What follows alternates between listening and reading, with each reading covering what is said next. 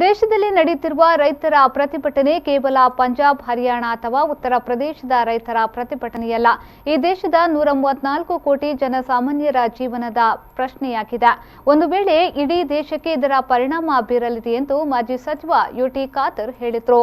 ಅವರು ಮಂಗಳೂರಿನ ಮಲ್ಲಿಕಟ್ಟಿಯಲ್ಲಿರುವ ಕಾಂಗ್ರೆಸ್ ಭವನದಲ್ಲಿ ಸುದ್ದಿಗೋಷ್ಠಿ ನಡೆಸಿ ಮಾತನಾಡಿ, ದೇಶದಲ್ಲಿ ನಡೆಯುತ್ತಿರುವ ರೈತರ ಪ್ರತಿಭಟನೆಯನ್ನ ಪ್ರತಿಯೊಬ್ಬರು ಬೆಂಬಲಿಸಬೇಕು. ಭವಿಷ್ಯದಲ್ಲಿ ರೈತರು ಉತ್ಪಾದನೆ ಮಾಡಬೇಕಾದ್ರೆ ಬೆಂಬಲ ಬೆಲೆಯ ಅಗತ್ಯವಿದೆ. ಆದರೆ ಕೇಂದ್ರದ ಮೋದಿ ಸರ್ಕಾರ ರೈತ ವಿರೋಧಿ ಆಡಳಿತವನ್ನ ನಡೆಸ್ತಾ ಇದೆ. ರೈತರು 3 ತಿಂಗಳಿಂದ ಪ್ರತಿಭಟನೆ ನಡೆಸುತ್ತಿದ್ದು, ದಬ್ಬಾಳಿಕೆ ಮತ್ತು ಶಿಕ್ಷೆ ಕೊಟ್ಟರು ನಿರಂತರ ಪ್ರತಿಭಟನೆ ನಡೆಸುತ್ತಿದ್ದಾರೆ. ಯಾವಾಗ ನಾವು ಜನಸಾಮಾನ್ಯರನ್ನ ನಿರ್ಲಕ್ಷಿಸುತ್ತೇವೆಯೋ ಆಗ ನಮ್ಮ ಅಧಪತನ ಪ್ರಾರಂಭವಾಗ್ತದೆ. ಈ ಪರಿಸ್ಥಿತಿ ಈಗ ಬಿಜೆಪಿಗೆ ಬಂದಿದೆ ಎಂದು ಹೇಳಿದ್ರು. ಪ್ರತಿಭಟನೆ ಅದು ಬರೀ ಪಂಜಾಬ್, ಹರಿಯಾಣ, ಯುಪಿ ರೈತರು ಮಾತ್ರ ಅಲ್ಲ, ಈ ದೇಶದ 134 ಕೋಟಿ ಜನಸಾಮಾನ್ಯ ಪಡೆಯುವುದು ಪ್ರಶ್ನೆ ಆಗಿದೆ. ಈ ದೇಶಕ್ಕೆ ತಂದಂತ ಮಾರಕ ಕಾನೂನು ಈ ದೇಶ ಜನಸಾಮಾನ್ಯರಿಗೆ ಮಾರಕವಾಗಲಿದೆ ಅಂತೇಳಿ ಪ್ರತಿಯೊಬ್ಬರು ಕೂಡ ಇವತ್ತು ಅರ್ಥ ಮಾಡಿಕೊಳ್ಬೇಕು.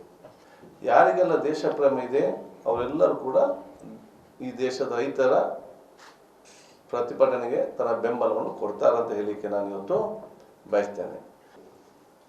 3 ತಿಂಗಳಿಂದ ಇವತ್ತು ಪ್ರತಿಭಟನೆ ಮಾಡ್ತಾ ಇದ್ದಾರೆ ನೋಡಿ. ಒಂದು ರೈತರು ಅವರಿಗೆ ಎಷ್ಟೊಂದು ನೋವಾಗುವುದಿಲ್ಲ, ಭವಿಷ್ಯದಲ್ಲಿ ಯುವಕರಿಗೆ ಮತ್ತು ವಿದ್ಯಾರ್ಥಿಗಳಿಗೆ ಸಮಸ್ಯೆ ಆಗುವುದಿಲ್ಲ ಅಂತಿದ್ದರೆ ಈ 3 ತಿಂಗಳು ಬಂದು ರಸ್ತೆಯಲ್ಲಿ ಮಲಗಿ ಚಳಿಯಲ್ಲಿ ಹಲವಾರು ತೀರಿ ಹೋಗಿ ಅಷ್ಟೆಲ್ಲ ದಬ್ಬಾಳಿಕೆ ಮತ್ತು ಶಿಕ್ಷೆ ಕೊಟ್ಟರು ಕೂಡ ನಿಲ್ಬೇಕಾ? ಅದರ ಅರ್ಥ ಅದರಲ್ಲಿ ಏನೋ ನೋವಿದೆ ಅಂತೇಳಿ ಅಲ್ವಾ?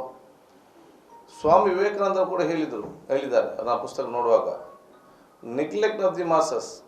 ನೀವು ಜನಸಾಮಾನ್ಯರನ್ನು ನಿರ್ಲಕ್ಷಿಸಿಗೆ ಪ್ರಾರಂಭವಾಗಿದ್ದಾಗ ನಿಮ್ಮ ಡೌನ್ಫಾಲ್ ಪ್ರಾರಂಭ ಆಗ್ತದೆ ಅಂತ.